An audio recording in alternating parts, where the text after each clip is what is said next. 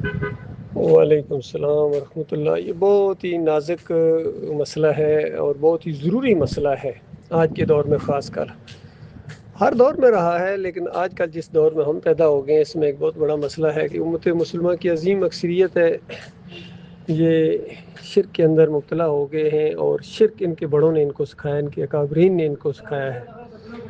چاہے یہ مردوں کے سننے کا عقیدہ ہو، حیات نبی فی القبر کا عقیدہ ہو، تعویذ گنڈے کا مسئلہ ہو، دین کے اوپر اجرت لینے کا مسئلہ ہو، سجدہ تعظیمی کا مسئلہ ہو، یہ جمہوریت کا مسئلہ ہو، یا انبیاء کو پکارنے کا مسئلہ ہو، نیک لوگوں کو بھی پکارتے ہیں جس طرح یا علی مدد یا رسول مدد۔ تو اس کے اوپر جب ان کو مشرک کہا جاتا ہے تو پھر یہ آگے سے پلٹ کر کہتے ہیں کہ تم مسلمانوں کو مشرک کہہ رہے ہو۔ مسلمانوں، پھر حدیث یہ ہے کہ نبی علیہ السلام نے فرمایا کہ اگر کسی کو کافر کہا جائے، ایک مسلمان ہے دوسرے مسلمان کو کافر کہتا ہے، تو دونوں میں سے ایک ضرور ہو جائے گا۔ اگر تو جس کو کہا جا رہا ہے کافر وہ کافر ہے تو ٹھیک ہے، وہ کافر ہے اور ہو گیا یا پہلے ہی سے تھا۔ لیکن اگر وہ کافر نہیں ہے، مشرک نہیں ہے، تو کہنے والے کی طرف وہ فتویٰ پلٹے گا۔ اور دوسری روایت یہ ہے کہ کسی مومن کو اگر وہ کافر کہتا ہے تو سمجھ لو اس نے اس کو قتل کر دیا۔ اور مومن کو قتل کرنا اتنا بڑا گناہ ہے، اتنی بڑی شدت آئی ہے اس کے اندر کہ سخت غضبناک ہوگا اللہ تعالیٰ اس کے اوپر۔ تو یہ دو معاملات ہیں، دونوں کو بہت ہی زیادہ احتیاط کا معاملہ ہے کہ اگر کوئی کافر مشرک نہیں ہے اور آپ اس کو کافر مشرک کہہ رہے ہیں تو آپ بہت بڑے مجرم ہیں، بہت بڑے مجرم ہیں۔ اور بالکل اسی طریقے سے یہ بھی ہے کہ اگر کافر مشرک ہے اور اس نے شرک پھیلایا ہے تو اس کو کافر نہ کہنا بہت بڑا جرم ہے۔ اس کی ایک مثال اللہ نے ہمارے لیے قائم کر دی بڑی سمجھانے کے لیے، جس طرح مرزا غلام احمد قادیانی ہے، اس نے کفر کیا ہے، نبوت کا دعویٰ کیا، تو اب اس کو جو کافر نہیں کہے گا تو بتائیے وہ کیا ہوگا؟ خالص کافر ہوگا۔ تو یہ معاملہ ہے، اس حوالے سے بہت ہی محتاط رہنے کی ضرورت ہے۔ اس دور میں جب دعوت اٹھی توحید کی اور یہ جو مسلک پرست ہیں، جب ان کے اکابرین کے اوپر کفر کے فتوے لگے، اور ایک دفعہ سوال بھی کسی نے کیا ڈاکٹر مسعود الدین عثمانی رحمۃ اللہ علیہ سے کہ میں نے سنا ہے آپ علی جویری کو، عبد القادر جیلانی کو اور مجدد الافسانی کو، شاہ ولی اللہ وغیرہ کو کافر کہتے ہیں ان کے شرکی عقائد کی وجہ سے۔ تو ڈاکٹر عثمانی رحمۃ اللہ علیہ نے پلٹ کر جواب دیا کہ کہتا کیا، میں نے لکھ دیا ہے۔ یہ لکھ دینا زیادہ ہیوی ہوتا ہے۔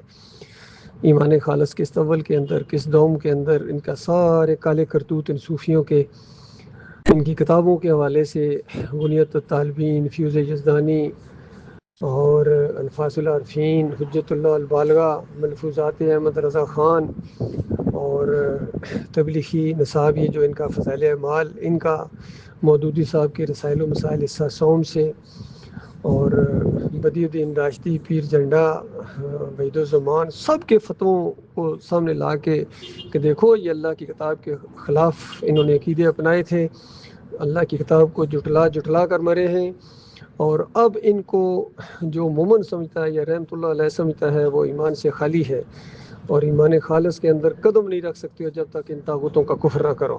یہ بہت لازمی ہے۔ اور بالکل اسی طریقے سے جس جماعت کے اندر ہم تھے، جن اصولوں کے تحت ان کے اکابرین کو آڑے ہاتھوں لیا گیا تھا، اسی اصول کے تحت محمد حنیف کو آڑے ہاتھوں کیوں نہیں لیا جائے گا؟ بتاؤ، کیوں زیادہ پیارا ہے آپ کو؟ اور یہ اگر سجدہ تعظیمی ایجاد کرے اور نظم کے ڈنڈے کے زور سے جماعت میں اس کو نافذ کرے تو یہ بھی اسی طرح اسی کٹہرے میں کھڑا کیا جائے گا جس طرح ان مسلک پرستوں کے اکابرین کو کھڑا کیا گیا تھا۔ اور اب یہ بالکل ایک فرقہ بن گیا ہے، کیونکہ شرک بھی پھیلاتے ہیں اور ساتھ ساتھ توحید کی بھی دعوت دیتے ہیں۔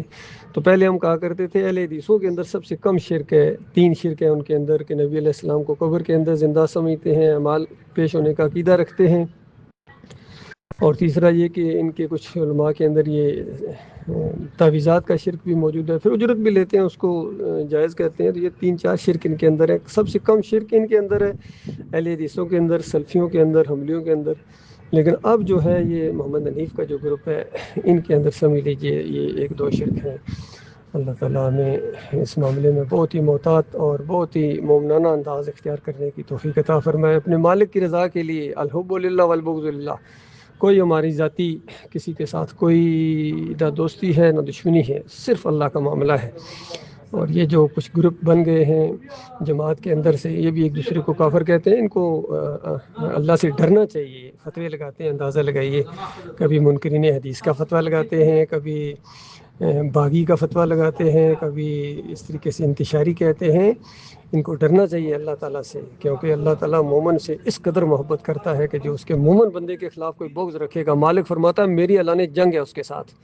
جب اللہ کے ساتھ تم اعلان جنگ میں ہو تو پڑھتے رہو، نمازیں روزے رکھتے رہو، آگے جا کے تمہیں پتہ چلے گا.